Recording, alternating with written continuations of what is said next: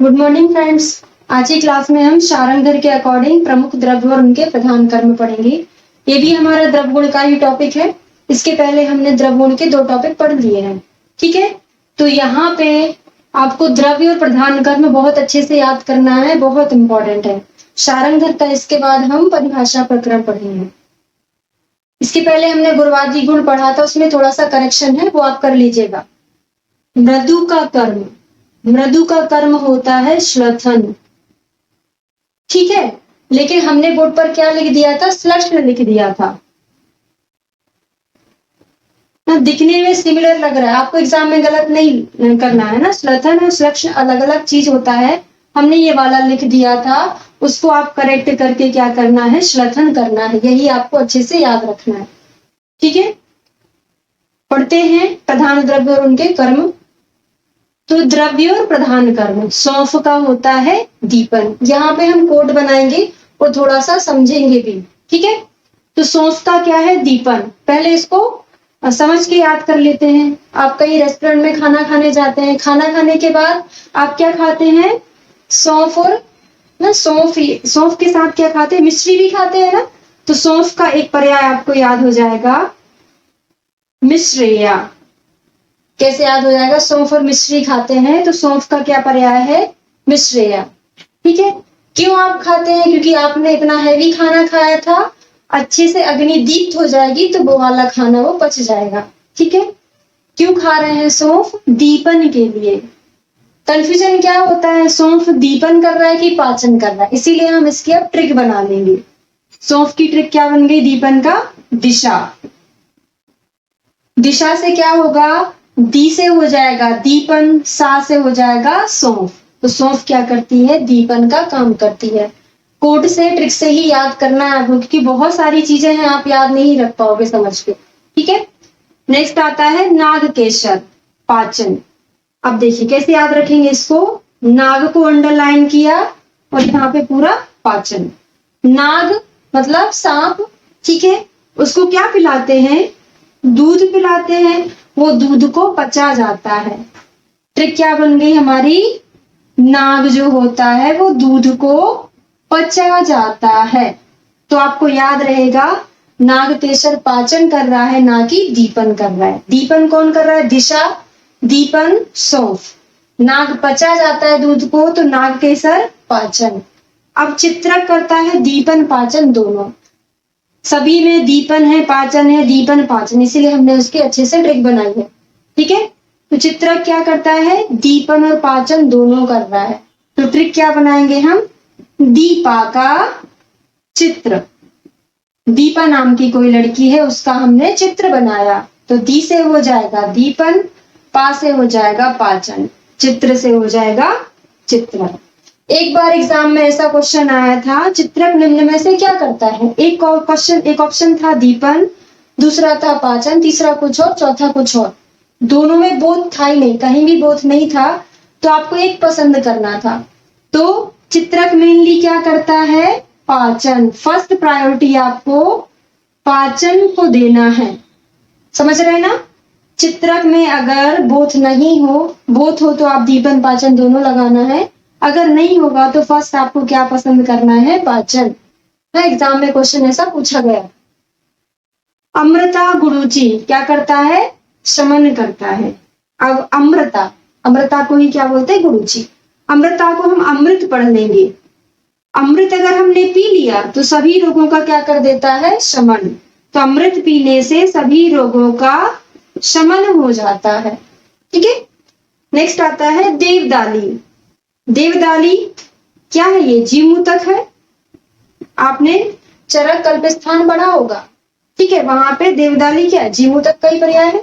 ठीक है, तो क्या करता है? आचार्य चरक के अकॉर्डिंग क्या करता है? जीवमुतक वमन कराता है। ठीक है, लेकिन आचार्य शारंगधर के अनुसार क्या कराता है? उभयतो भागहर, वमन भी कराता है, विरेचन भी कराता है। समझ रहे हैं ना।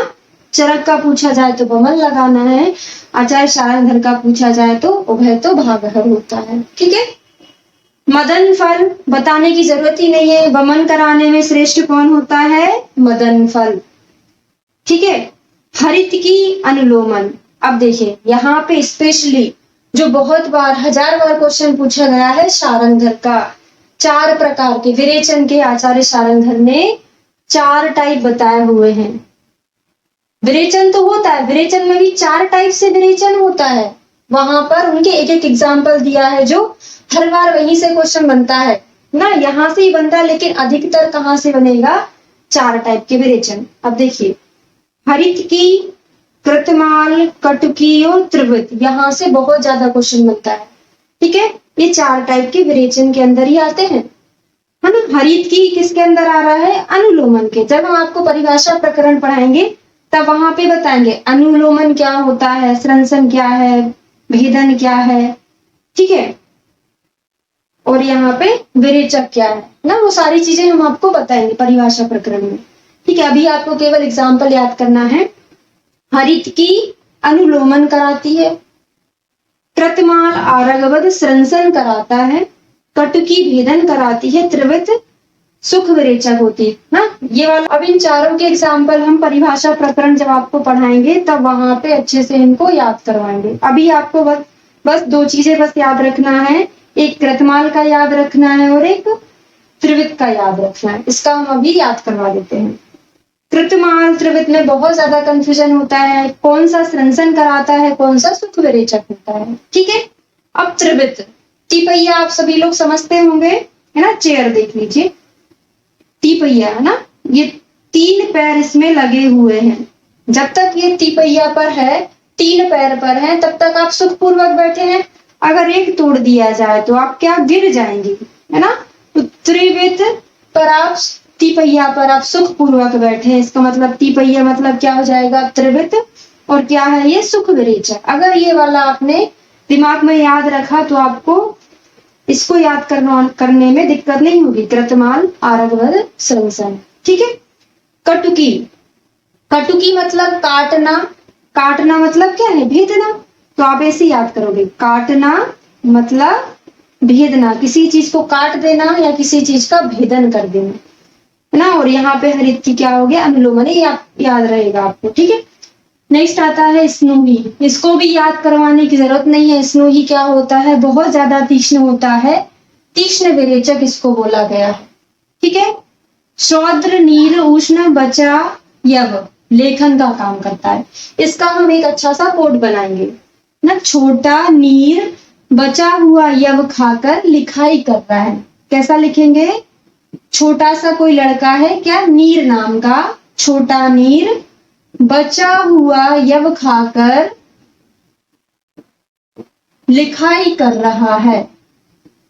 लिखाई से क्या हो जाएगा, लेखन। बचा से बचा है, यव से यव है, छोटा से छौद्र, छौद्र मतलब क्या होता है, मधु। नीर से नीरम उष्ण।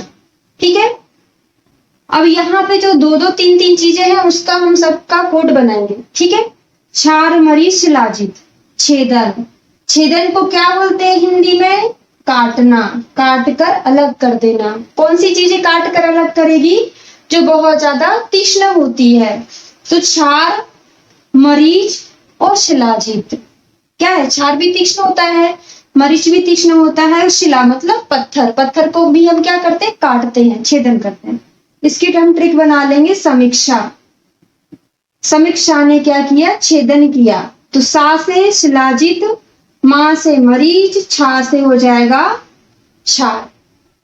ठीक है, सेंधव मधु नीम एरंड तेल सूक्ष्म होता है। सूक्ष्म मतलब ये क्या होता है, माइक्रो चैनल्स में चला जाता है। अब वमन द्रव्य हो या वस्ती द्रव्य हो, सभी में क्या डाला रहता है, सेंधव मधु। क्यों डालते हैं, है ना, वो हम पंचकर्म का जब टॉपिक आएगा तो डिटेल में पढ़ाएंगे। अभी बस इतना याद रखो, ये बहुत ज्यादा सूक्ष्म होता है, इसीलिए सूक्ष्म स्रोतस में ये चला जाता है। ठीक है, सेंधव मधु आपको वमन और वस्ती द्रव्य से याद हो जाता है, नीम और एरंड तेल आपको याद रखना पड़ेगा। ठीक है, शुंठी जीरक गज पिपली ग्राही, इसकी हम एक ट्रिक बनाएंगे। गज ने जीरक को सूंघ कर ग्रहण किया। क्या, गज मतलब हाथी, हाथी कुछ चीज खा रहा है ना, तो गज ने जीरा को सूंघ कर ग्रहण किया। ठीक है, तो गज से गज पिपली, जीरा से जीरा, सुंग से सुंठी, ग्रहण से हो जाएगा ग्राही। नेक्स्ट आता है वत्सको टुनटुक। वत्सक मतलब बच्चे, आपको एग्जाम्पल में दो ही देगा ना, वत्सक टुनटुक साथ में देगा, तो आप एक बस अभी याद रख लो वत्सक। वत्सक मतलब क्या हो गया यहाँ पे, बच्चा, छोटा बच्चा, उसको हम क्या कर देते, रुक जाओ। रुकना मतलब क्या, स्तंभन। ठीक है, बच्चों को हमने बोला वहीं पर रुक जाओ, तो वत्सक स्तंभन। मरीच बचा, प्रमाथी। प्रमाथी मतलब होता है कि जो बची हुई चीज को मथ कर निकाल दे। ठीक है, अगर किसी को पुरुष का वेग नहीं आ रहा है, पुरुष का वेग धारण हो रहा है, तो हम उसको क्या देते हैं, प्रमाथी अन्नपान देते हैं। ठीक है, तो क्या ट्रिक बन जाएगी हमारी, पुरुष ना, प्रमाथी सॉरी, बचा, मरीच बचे हुए पुरुष को मथ कर निकाल देता है। मरीच क्या करता है, बचे हुए को मथ कर निकाल रहा है। तो मरीच हो गया, बचा हो गया, और प्रमाथी ना, इसका क्या हो गया, प्रधान कर्म। नेक्स्ट है दधी। क्या कर्म है इसका, अभिसंधि। अब देखिए, दधी को हम क्या बोलते हैं कि रात्रि में दधी का निषेध होता है, या कुछ स्पेशल ऋतुएं होती हैं जिनमें दधी नहीं खाना चाहिए ना। क्यों नहीं खाना है रात में, क्योंकि रात में हम हल्का फुल्का आहार खाते हैं, ये अभिसंधि होता है ना, इसीलिए निषेध कर दिया है, दधी अभिसंधि। भांग अहीफेन। अब भांग और अहीफेन में क्या सिमिलरिटी है, भांग भी कैसी होती है, मदकारी होती है ना, और अहीफेन भी वैसे ही होता है। ठीक है, क्या है, व्यवायु। अब हम इसको याद करने के लिए ट्रिक बनाएंगे। वायु को हम क्या पढ़ लेंगे, व्यवायु को वायु, वायु को वायु पढ़ लिया। जब भांग खाते हैं तो कैसा लगता है, सभी ने खा के देखा होगा है ना, भांग खाते हैं तो हमको कैसा लगता है कि जैसे हम हवा में उड़ रहे हैं, है ना, ऐसे ही लगता है ना। भांग खाने के बाद हवा में उड़ रहे हैं, हवा मतलब क्या, वायु। तो भांग के साथ क्या है यहाँ पे, अहीफेन है। क्यों हमने ऐसा ट्रिक बनाया, क्योंकि देखो व्यवायु और विकासी हमको लगभग सिमिलर लगता है। ठीक है, व्यवायु का मतलब होता है कि ये बिना बचे ही शरीर में फैल जाता है, उसके बाद उसका पाचन होता है। विकासी मतलब क्या होता है, धातुओं को संधि बंधनों से ढीला कर देता है ना, वो रोज का क्षय भी करता है, ये क्या है, विकासी। दोनों का कर्म अलग होता है, परिभाषा प्रकरण में अपन पढ़ेंगे व्यवायु और विकासी का। ठीक है, अब क्रमुक कोद्रव विकासी, अब इसको भी हम ट्रिक से याद करेंगे। विकासी को हम क्या पढ़ लिए, विकास। क्रमशः किसी चीज का क्या होता है, विकास होता है, क्रमशः किसी भी चीज का विकास होगा। तो क्रमशः से क्या हो जाएगा, क्रमुक। क्रमुक के साथ हमेशा क्या आएगा, कोद्रव आएगा ना, जब भी एग्जाम में पूछा जाएगा, दोनों एग्जाम्पल देके पूछा जाएगा ना। तो क्रमशः विकास, क्रमुक कोद्रव का हो जाएगा विकासी। मध्य सुरा, सभी को पता है मध्य और सुरा क्या होती है, मद लाती है, मदकारी होती है, दिमाग पर ना तम का आवरण कर देती है ना, तो मध्य सुरा मदकारी। विश्व मध्य क्या होता है, अब देखो मध्य यहाँ पे भी है, यहाँ पे भी है। विश्व मध्य आशुकारी, आशुकारी मतलब होता है जल्दी से शरीर में फैल जाना, आशु मतलब होता है जल्दी ना। तो विष क्या होता है, जैसे ही विष पिया, जैसे ही सर्प ने काटा, वैसे ही सारे शरीर में फैल जाता है जल्दी से, तो आशुकारी विष भी हो गया, वैसे मध्य होता है। ठीक है, नेक्स्ट आता है भल्लातक चित्रक। शुष्कर्षोग्न, जिसको हम कहाँ देते हैं, भल्लातक चित्रक को शुष्कर्ष में देते हैं चिकित्सा के लिए। नाक के सरकुटज को हम रक्तार्शोग्न देते हैं ना, ये ब्लीडिंग पायस इसको बोलेंगे हम, ब्लीडिंग पायस में देते हैं, तो इसको हम याद करते हैं। अब देखिए, भल्लातक और चित्रक, एक का पर्याय होता है अग्नि, एक का पर्याय होता है अग्निक। एक मिनट,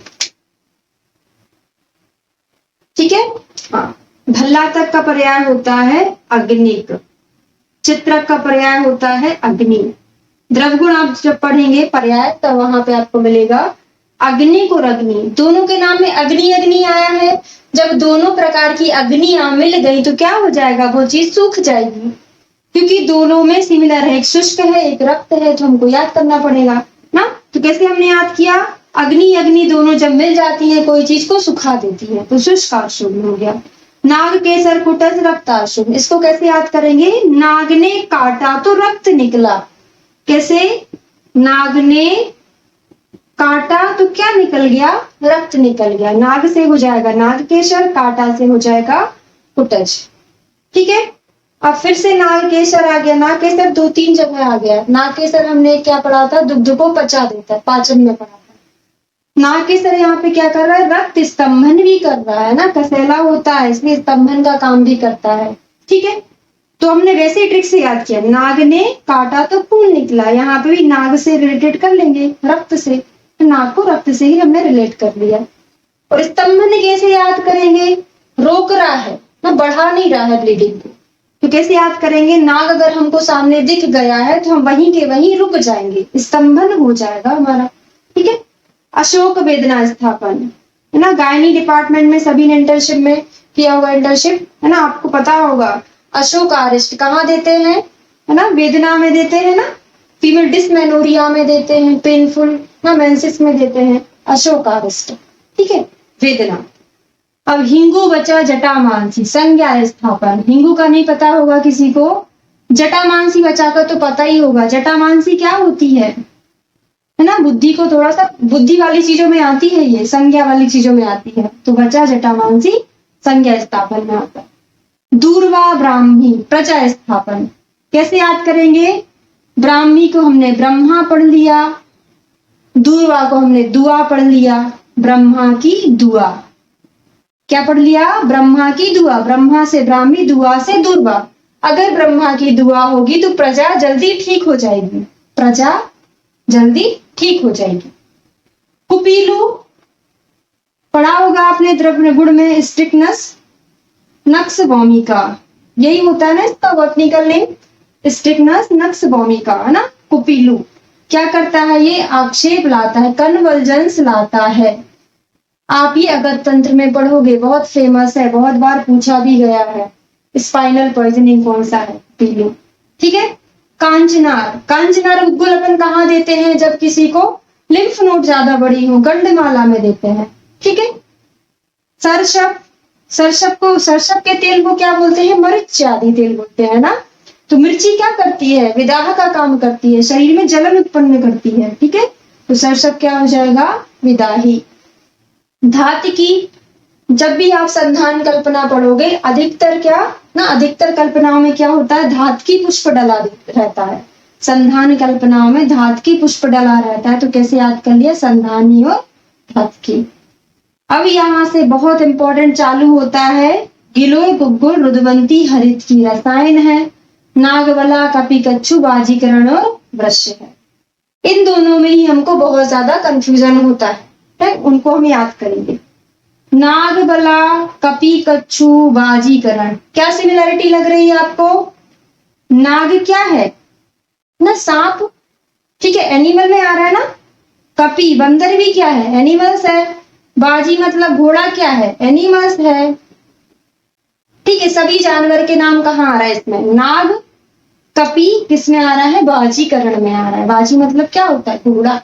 ठीक है, वो बागी का बचा हुआ कहाँ चला जाएगा, रसायन में। अभी कोरोना चल रहा है ना, उसमें क्या है, गिलोयवटी ले रहे हैं, गिलोय घन सत्व ले रहे हैं बहुत सारे लोग ना, तो गिलोय गुलगुल रुद्रवंती हरित की, बार बार पढ़ोगे तो ये क्रम आपको याद हो जाएगा। तो गागा से है गिलोय गुलगुल रुद्रवंती और हरित की रसायन है।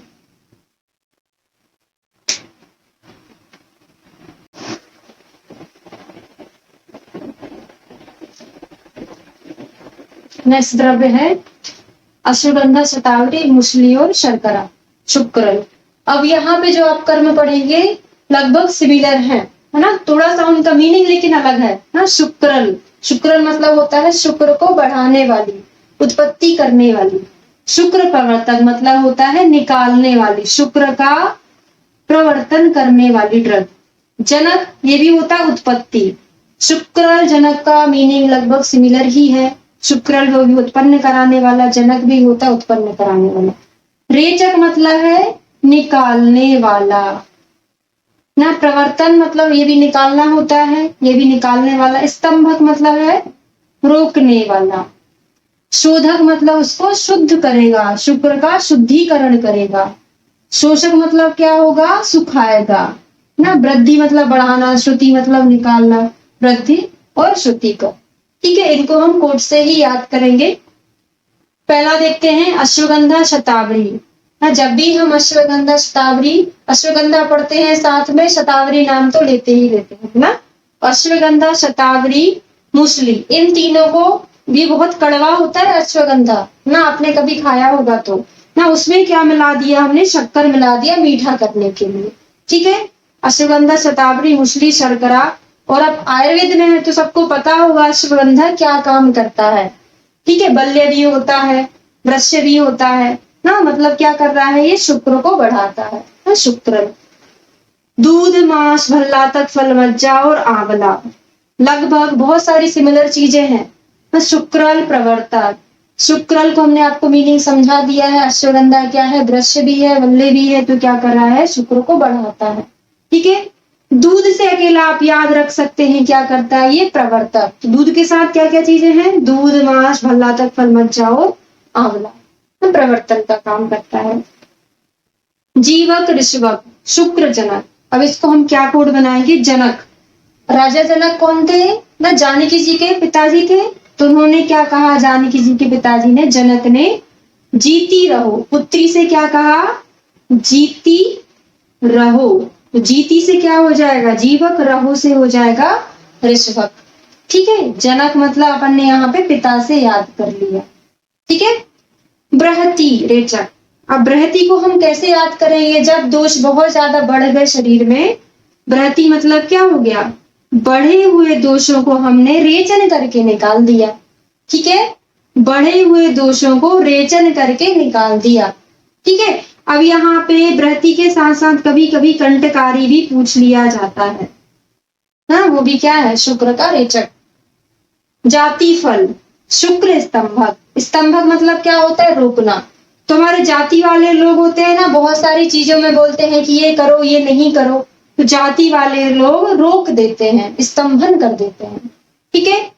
उशीर क्या है, शोधक। उशीर के साथ साथ कूट भी आता है ना, तो क्या कर रहा है, शोधन का काम कर रहा है। ये आपने पढ़ा होगा, कूट और उशीर शोधन का काम ही करता है, ठीक है। हरित की शोषक। अब देखिए ये बहुत इंपॉर्टेंट है, शोषक होता है।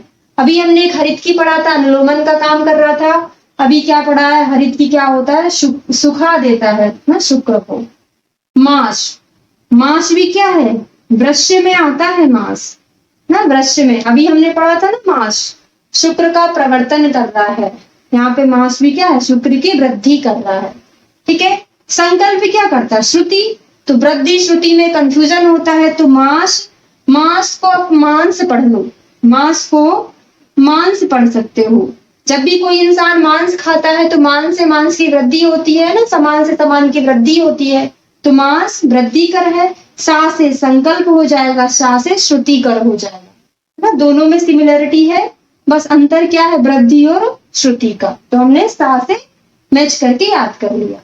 अब क्षीर क्या होता है, दुग्ध क्या होता है, दुग्ध दो दो काम करता है, दुग्ध दोनों दोनों काम करता है।